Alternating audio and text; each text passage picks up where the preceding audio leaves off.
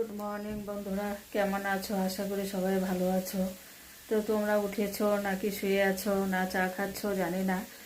তো আমি সকাল সকাল উঠে কাজকর্ম সব সেরে নিয়েছি, স্নান করে পুজো হয়ে গেছে, রান্নাও বসিয়ে দিয়েছি। এখানে রান্না করছি সব রকমের সবজি দিয়ে, একটা নিরামিষ ডালও বসিয়ে দিয়েছি, ছোলার ডাল।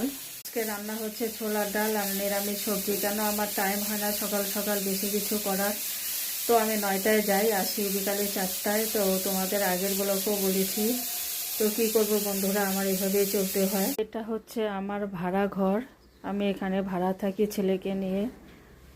তো ছেলেও কাজ করে, আমিও কাজ করি, এভাবেই চলি আর কি।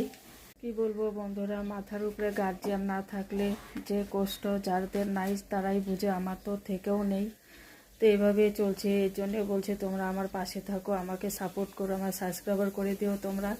তোমরা একমাত্র ভরসা আমার।